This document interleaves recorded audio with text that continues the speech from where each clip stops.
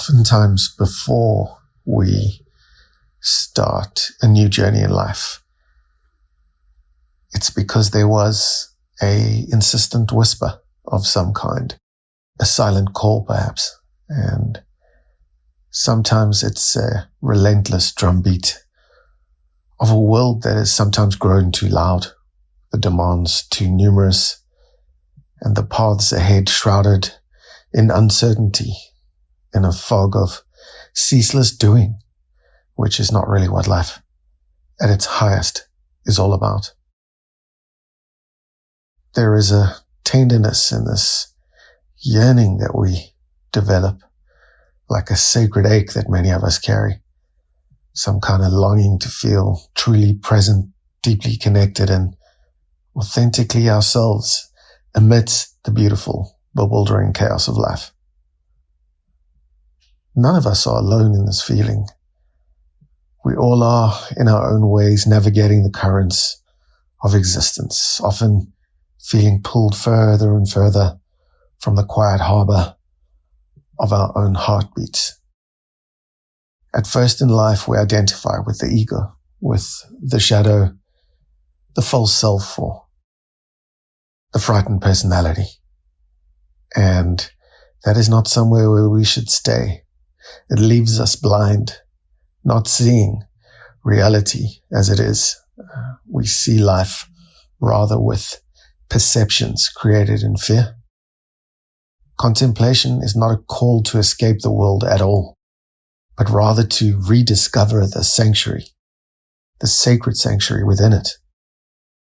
And the work of contemplative intelligence is an invitation, like a gentle hand extended to all of us to explore, cultivating our contemplative intelligence.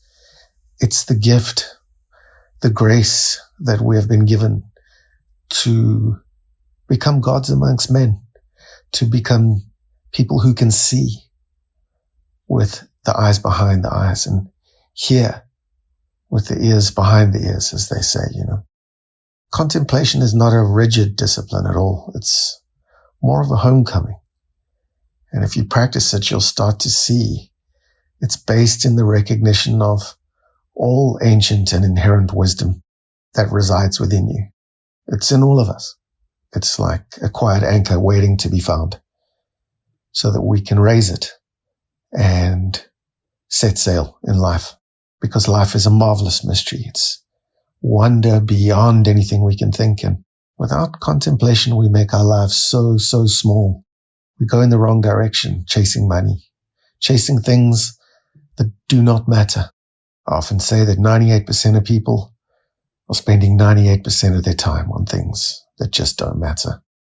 Contemplation is the wisdom that beckons us to pause, to get into the gap and breathe, and to remember that you're a sacred vessel. You're a creation of God, of the divine, brimming with untold depths of understanding and compassion, and especially divine connection. That connection, often we don't even realize is there. So you've got to embark on a journey, even a gentle journey, to reconnect, to discover that divine connection and learn all things new. We need to unlearn the distractions that have kept us from the profound truth already nestled within. Every sacred text tells us, points us in the direction of finding our higher, authentic selves, our sacred selves. At some point in life, in the ceaseless turning of the world, we find ourselves adrift. Not once, mind you, often. And it's like being a small boat tossed backwards and forwards on a vast, indifferent sea. And we yearn for an anchor. It's inbuilt, inbred by design, that we want to call to God, to a quiet wisdom to guide us on this incredible journey, this endless, boundless, ceaseless journey that is not meaningless at all, although it can appear so, especially in the beginning, in the first half of life. but there's a longing, like a compass, deep human need for meaning beyond the noise and the clamor. And it's stronger than ever today. So it's not a weakness, but a beacon to reach out and call it quits with hustle and bustle, with being a rat on the wheel. Life calls us all eventually to what I call contemplative intelligence, to the space in between the zeros and ones, that binary system that drives everything around us, the math of the universe. There's so much more. So our innate capacity is to eventually come to realize that we must just stop, pause, and we must do so to listen, to truly be ourselves and connect with the universe, with nature, with God. Contemplation is definitely not a new skill to acquire, but an ancient art to remember. Taught by the mystics, monks, and masters, Thomas Merton, Moses, Christ, Buddha, Gandhi, Muhammad, the list goes on, the contemplatives that lived between us. Einstein was one of them.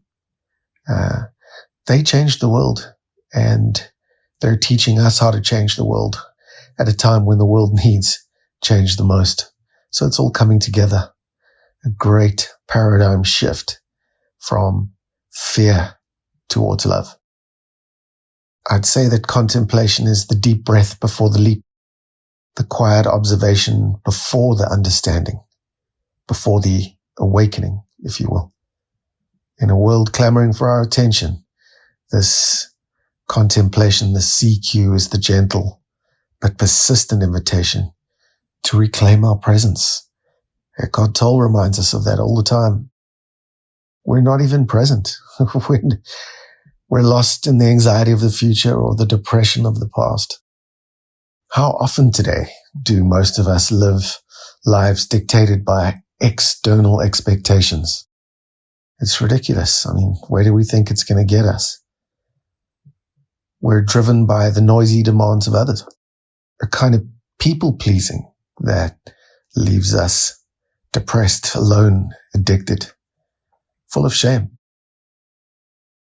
So we all run around hurried by this checklist of what we should be, what we should be doing.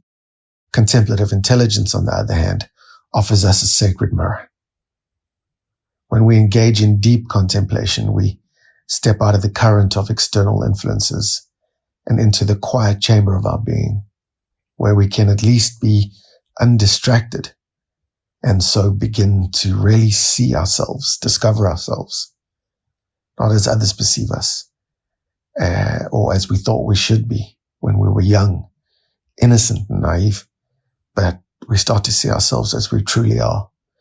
And who we truly are is beings who are becoming. We start off creating a container, a persona, a set of masks, and we list 10 of these masks out.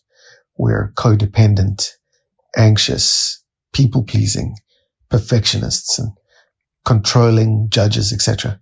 And that keeps us in the race when we need to be, as young children, learning how to participate. But that's not who we really are. So that inner yearning comes calling and beckoning for us, and it starts to say, well, who am I really? And when we can't answer that, oftentimes we begin a spiritual journey of some kind, an awakening, a deeper look into answering that question, a question that we're so afraid of, we can't bear to look at it until we're about halfway through life. Life is a journey of self-discovery, self-actualization, and then God-realization. Doesn't matter if you're an atheist or closed-minded or convinced of this or that in your 20s and 30s. I mean, come on. The universe is billions and billions of years old. And you're convinced, because you needed to be convinced. And so the re-looking at reality as it is contemplation. And to contemplate, you need to go beyond all that you can think, all that you have put into boxes, and become a mystic, really. Become somebody who is able to lean into the uncertainty of life. And for most of us, that's not possible until we've transcended the ego. Through this journey of life, we get to differentiate between the superficial layers we accumulate and the core essence of our being, which is godlike, divine, love. It's not that hard outer shell. People are, in essence, their values, and they're good, they're kind. But when they get frightened, afraid, they feel attacked. And then that persona comes, and we're capable of the worst evil we could even think of. What we've done on this planet is far worse than what anybody can or dares to think. And those are some of the best minds that have ever lived.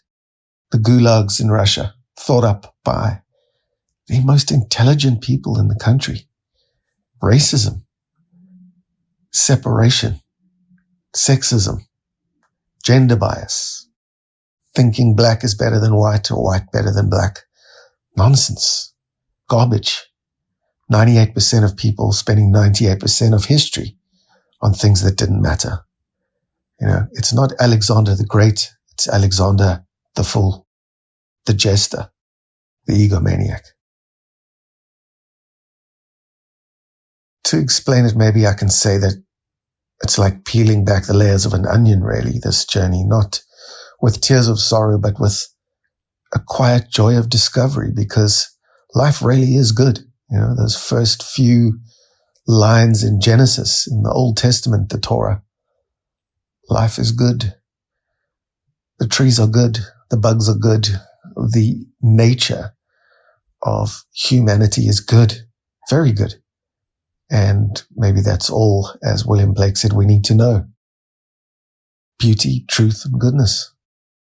But we can't see it after a while. We start to believe that the world is a malevolent, violent, and hostile place.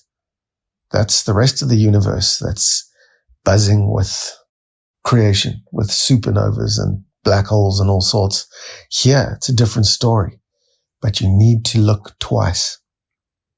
You need to look with contemplative eyes at some point and see the beauty of the journey, the beauty of the metamorphosis from worm to butterfly that we're all taking. So we don't start off as heroes. We go on a hero's journey to discover the hero. At first, there's no courage. We're frightened, defensive, weak. We become victims, and victims, as we know from history, create violent, volatile people. And I deal with all of them in the Center for Healing and Life Transformation in South Africa. When people are afraid, they become victims. They become closed, dark, stressed. And in that space, they can create nothing new. And so life itself is almost paused for a while the innate nature of things wants us to take a pause for a reason so that we can turn around, go in a new direction, go within, not without, and think, do, believe what really matters and fulfill our purpose and meaning, which is to move from fear to love. Every part of us, our body, hearts, and minds are designed that way. Our nervous systems are constantly on high alert in the world today, bombarded by information. Everything inform, far from spirituality. We're hit with deadlines. We have to pass tests and exams, and there's a persistent hum of digital connection everywhere. If the earth had corners, the digital connection would be there. So this chronic state of activation all the time, of no zeros but ones, depletes us. It's not the way it's meant to be. It's not balanced. So it leaves us frayed anxious and often disconnected from the very source of our vitality. The source of our vitality is God. It doesn't matter what you believe. It's something that you need to know. And all you need to do to know is look around and see reality as it is, without the distortions and perceptions based in fear that cloud our vision. So contemplative intelligence serves as a powerful antidote for life. First the snake in the garden, then the bite, and that venom that has run through us for thousands of years. But contemplative intelligence is the antidote. Most people don't realize that there's an antidote for the snake bite. I remember the story of Paul sitting around the fire, being bitten by a venomous snake, and he just shrugged it off. He wasn't going to be a victim. He was on purpose and operating spiritually, where his body and the outside environment did not dictate what happened inside Paul. So in essence, he was completely managing himself properly. And this is the problem today. This is why people come to the center. They are unable to manage themselves. Never mind the world. Never mind speak this universal language of love that needs to be accessed through emerging out of fear. So whenever we engage in practices like focused breathing, contemplative walks, or simply gazing or sitting in quiet reflection, anytime we go to zero, we activate the parasympathetic nervous system. And that itself initiates the body's natural relaxation response. It gets to zero. That's where God is. That's where meditation is. That's where no thing, no one, no time, no space is, at this 0 point, this omega point. So it's not just a momentary reprieve, being still and knowing God. It's a profound repatterning of our physiological, psychological, and emotional responses to life's challenges. We think we can just keep going. No, we can't. Not without losing our minds, which is the mental health crisis today. But in some ways, losing your mind is absolutely necessary. I call it finding your eccentric self, a self that is off center. Because if you're not off center, you can't see. You can't understand people, places, and things. You're, in a sense, blind when you're operating with the calculating and analytical mind. So through practice, we cultivate eventually a deeper sense of presence. We learn to observe our thoughts, witness them without being consumed by them. Our thoughts are not our being. We're not our thoughts. And when we identify with those thoughts, it's a case of mistaken identity. And we're lost. This detachment, not of indifference, but of gentle awareness, allows us to step back from the whirlpool of constant anxiety and finally gain some perspective. But that perspective is not gained through information. We have endless information today, all of us, with the internet and so on. But you cannot gain perspective with all the information in the world. You just have another question. In between stimulus and response, we become less reactive and more responsive. In other words, we go from powerless to powerful, which, power means action. It's not as though the world becomes less challenging when you practice spirituality or contemplation, but our capacity to meet the challenges that face us grow immeasurably. We build inner radical resilience, finding pockets of calm even amidst the chaos. And our souls lead us forward rather than our frightened personalities.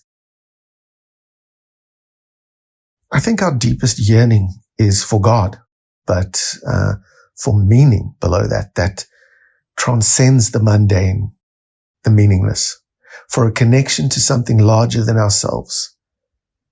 That's what we yearn for, all of us. And if we're not pursuing that connection, we become anxious, depressed, traumatized. Contemplative intelligence is at its heart a spiritual practice, meaning we go within rather than allow ourselves to be dictated to by the environment, the external world. So we take charge. We start to manage ourselves unknowingly at first. That's okay. So we can see the sacred in the ordinary. Nothing changes, but we experience the divine not as an abstract concept, but as a living presence woven into the very fabric of our existence. You get to see grace, beauty, truth before you might not have seen them, even in 40, 50, 60 years, as some people never see it. Contemplation really is a way of seeing reality without cognitive distortions, laced in fear. It's easy to get laced in fear if you cannot see God, see purpose, see meaning. So every one of us is welcome to experience it when we're ready. And when we do experience it, we say things like, I've got it, or I once was lost, but now I'm found. It really is the science of finding your spiritual self, and whether one defines God as a personal deity, a universal consciousness or energy, or the interconnectedness of life even.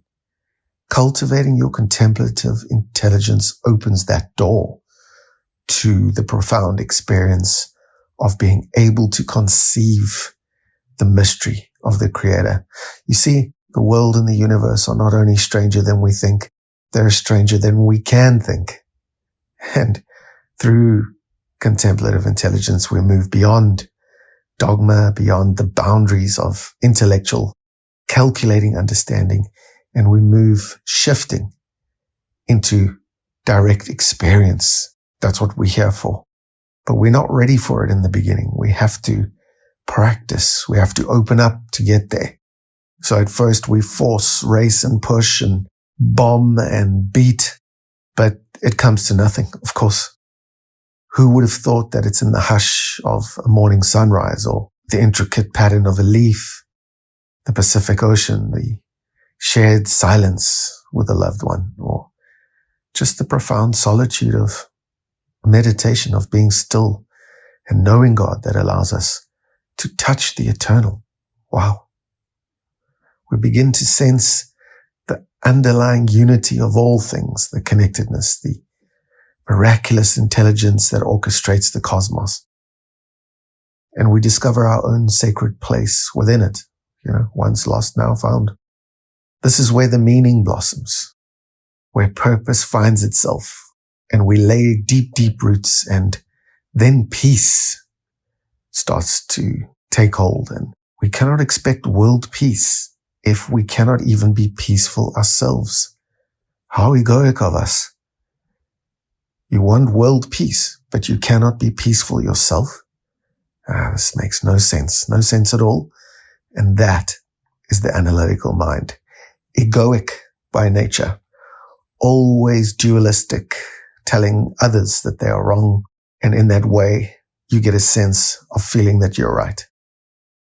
Sooner or later, we discover that the divine is not somewhere out there, but intimately woven into the very breath we take. And our frightened personality, persona, or masks are not us. Our thoughts are not us. The body, not us. And to disidentify is to unlearn who you were. And if you can face the question of who am I again, the second time, you're going to get there. You're going to wake up and tread the road less traveled.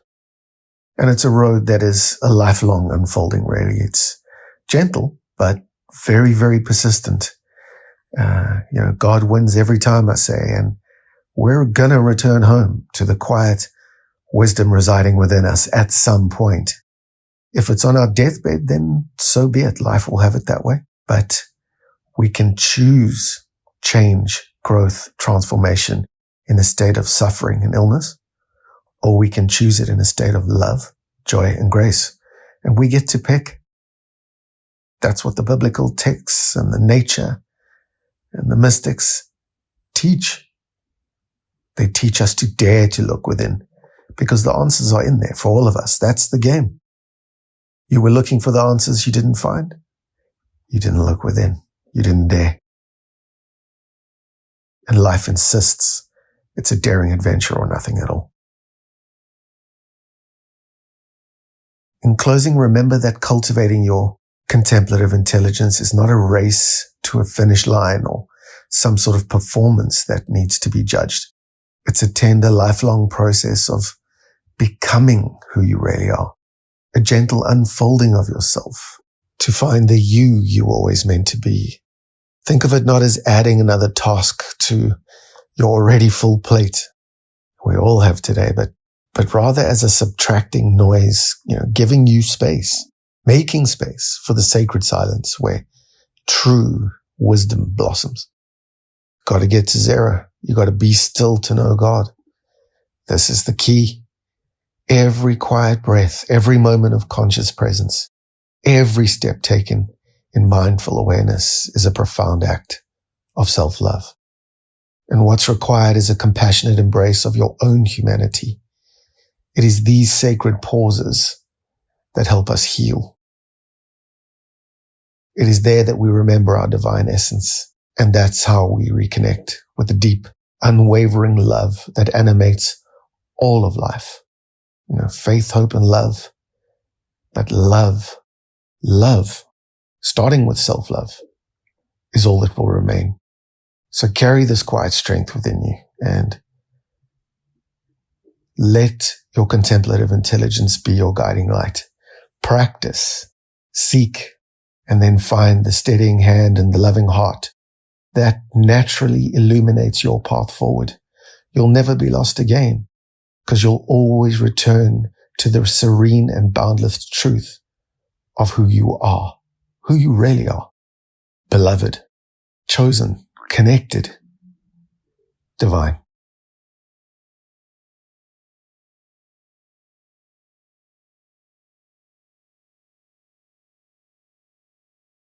The journey continues for us all through thick and thin. And what we need to know is that we're profoundly equipped to walk it with grace and deep wisdom. Not alone, never alone, always connected to Source.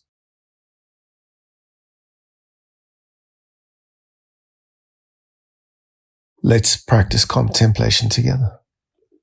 Repeat after me. Pause. Breathe and be. Be still and know that I am God.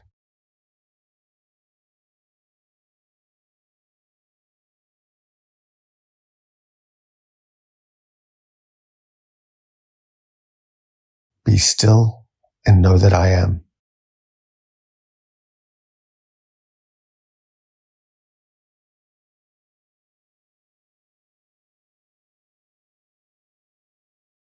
Be still and know.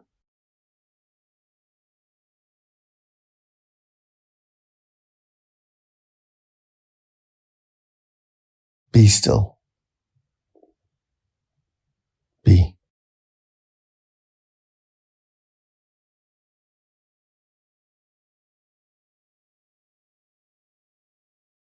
Namaste.